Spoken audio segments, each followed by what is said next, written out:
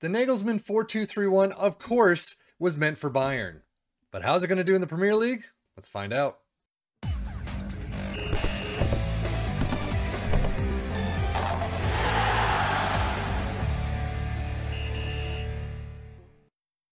Ladies and gents, welcome back to the channel. I am FM23. We are doing the Nagelsmann 4-2-3-1 with the likes of Liverpool, Aston Villa, and Everton. Aston Villa is supposed to be in 13th place, Everton in 16th, so we're kind of throwing things around here. Now, if we look at the league table, as you can see, Liverpool and Aston Villa have done very well. Now, this is another thing. Someone has mentioned in the comments that Aston Villa does very well anyway, so doing a tactic with Liverpool, obviously, I'm trying to get the top and see how it works. Clearly, with Liverpool and Man City, they pretty much almost always work. Aston Villa, though, the person had mentioned, they do well anyway, so maybe Aston Villa is not a great team to use. So I might be switching things up for the next round. I've got a couple more of these that I've already done with these three teams, but maybe the next round of tactic talks that I do, and that when I start actually performing it and simming everything, I might choose another three teams just to get something different. So, but anyway, as you can see, Liverpool with a whopping 92 points has done very well. Aston Villa beating Man City by 3 with 80 points, also doing very well. Not great on the points tally though, compared to a lot of the other tactics that we've seen with the likes of Liverpool and Man City. However, second place Champions League is fantastic. Everton in 9th, scheduled to be 16th with 50 points. Very well done indeed. So what is that? 23 points above relegation. So, but Liverpool with 29, 5, and just 4 losses. That's absolutely crazy. 2 of them, Everton and Aston Villa. That's insane. 92 points. Aston Villa with 25, 5, and 8 with losses only to Everton there. And then 80 points. And then Everton, 13, 11, and 14. Wins, though, you see, against Aston Villa and Liverpool, both at home. So overall, it looks like all three teams have done fairly well. Now, the tactic itself is a sweeper keeper in attack, an inverted wingback in support on the left, a fullback in support on the right, 2 ball-playing defenders in the middle on defend, a deep-lying playmaker in support, a central midfielder on support, a winger on the left in attack, an attacking midfielder in attack, obviously, in the central, and then an inverted winger on the right in attack, and then a pressing forward in attack central. It is an individual tactic style, positive mentality, in possession. You got fairly wide, focus down the left and right, play out of defense, shorter passing directness, tempo is slightly higher, low crosses, work the ball in the box, and be more expressive. In transition, counter press, counter, and throw it long. Out of possession, you got high press line of engagement, higher defensive line, trigger press much more often, prevent short keeper distribution, and stop the crosses. And as always, nothing for instructions. Starting with the Everton schedule, you can see they started out nicely against Fulham, 5-2 win at home, and just missing out on a point by a single goal to Man City away from home. Nottingham Forest, though, 2 wins in a row, one in the EFL Cup second round, 7-0. That is crazy. But following with 2 draws, 2 losses, and a win, and 3 draws right there.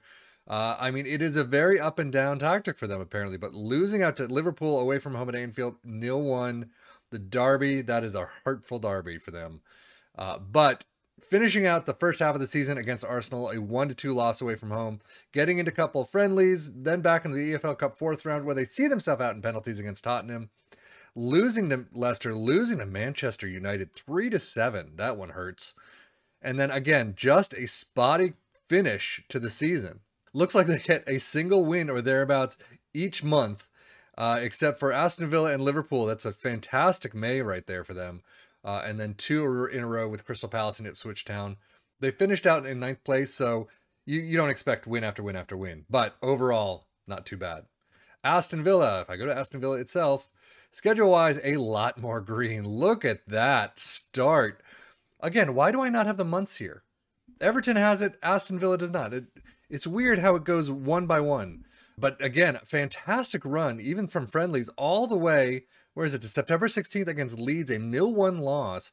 0-1 loss against Newcastle, win against Liverpool right there, and Everton 2-0.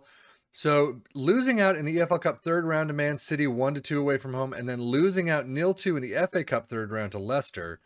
But after that, it's like a loss a month, except for in May, kind of like the opposite of Everton. But Everton, 2-3 loss right there.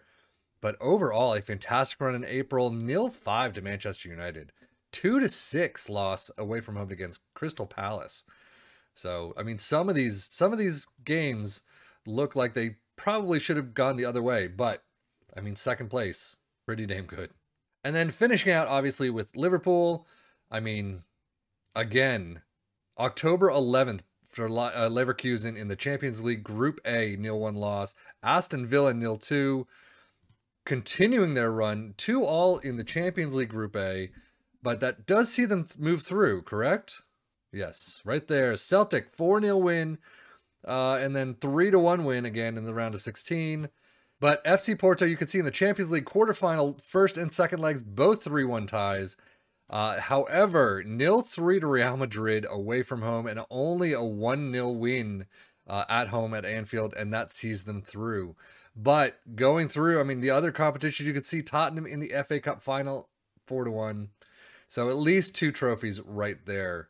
And as you can see, Manchester United 1-0 win in the EFL Cup final. So that's 3 trophies right there. But let's look at the FA Community Shield. 1-0 against Manchester City. Again, it goes, most of the times that I've seen it has been Man City, but Liverpool pulling a couple back. It looks like they've got quite a few trophies this season, though.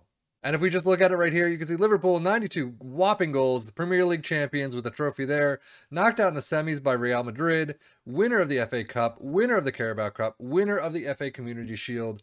A 4-trophy season is definitely not a bad season for this team. Now, if we go to the Premier League and we go to the stats overview, most goals Liverpool with 103, Man City only with 84. Aston Villa and Everton in 4th and 5th, 71 and 60. That's actually kind of a drop right there. Most points per game, Liverpool with 242, Aston Villa with 211. You would expect something similar to that, considering that was basically the table right there. Most possession, Liverpool and Aston Villa, never really big. So as we look at the Premier League stats, I want to point out one quick thing.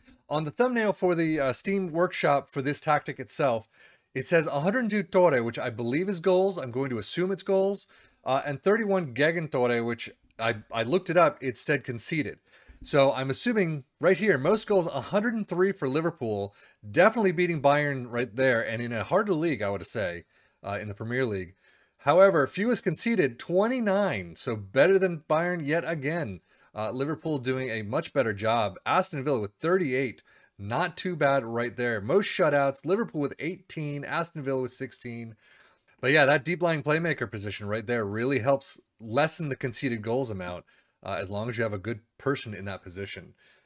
So overall, it is definitely doing better than the Bayern version, as it seems. And if we take a look at the individual stats, the player overviews, most goals, Erling Haaland with 41, Nunez with 34, Ings with 23, Calvert-Lewin with 19, Ollie Watkins with 18. I was kind of expecting to see Nunez up there, but with Salah as well. When we get to Liverpool, I want to take a look at their squad just to see how they're spaced out. But we've seen a couple tactics. One that I remember, I can't remember what the name was, but where you had Nunez, you had Salah, you had Firmino, I think maybe, you had Jota, all up there in the 15 to 20 plus goals a season. So it was really spread out.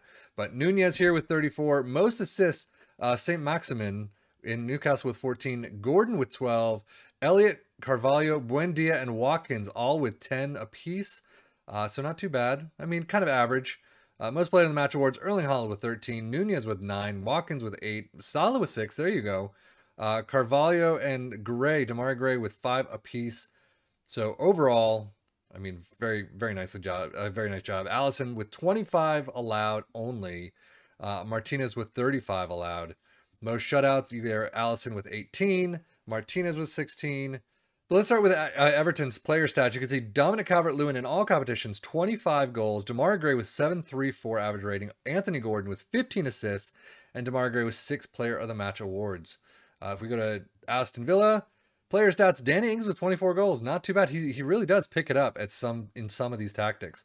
Ollie Watkins with 7.35. Buendia with 12 assists. And 9 Player of the Match awards for Ollie Watkins. And actually, if we go to Aston Villa's squad, and we look at the amount of goals, you can see Ings with 24, Watkins with 21, and Buendia with 9. So not quite as spread around, but I mean, they do have a series that are, you know, within a couple. Philip Coutinho got 5 and 2, 12 appearances. I wonder if he was injured. Oh, wow. He was out for 8 months. Damaged cruciate ligaments. Yeah, he was not playing all that much.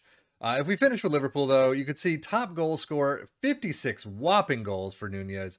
754 for Nunez, though, highest average rating. I would have actually expected that to be a little higher. 754 is fantastic, but still, we've seen Salah with like 50 goals and an 8 rating. So most assists, Salah with 18 goals, with 18 assists, and then most player in the match awards, 16 for Nunez. And if we look at the squad and we look at the goals, 56 for Nunez, 25 for Salah, Carvalho with 20. That's a pretty interesting right there. Luis Diaz with 14, Jota with 13, and Firmino with 10. Again, not as spread out between 1 and 2, but fairly spread out. I mean, 3 players with over 20 goals is amazing. And assist-wise, 18 Salah, 16 Carvalho, 13 for Diaz, Elliott with 12, and 10 for Hendo. So not too bad, but Trent only with 9 and Robertson with only 7. So definitely taking some of these players out of their comfort zone.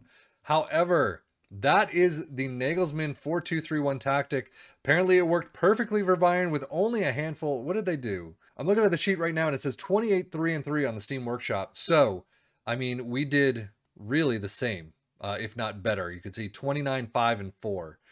We got 4 more games. So overall, I think this is a fantastic choice for the top teams. If I head back to Italy, I don't know what it's going to do for the likes of, maybe Milan or Juve or something like that. But Liverpool and Bayern works very well. Aston Villa too, apparently. So anyway, that does it for me. Seffian FM for the Football Manager blog channel, saying thank you so much for watching. Again, a couple more of these 3 teams. I've already done them. I've already recorded them. And we'll get them out in the next couple of days to a week or 2. And then I'll change things up again and we'll see where we are. But that does it for me. Thank you so much for watching. Take care and enjoy.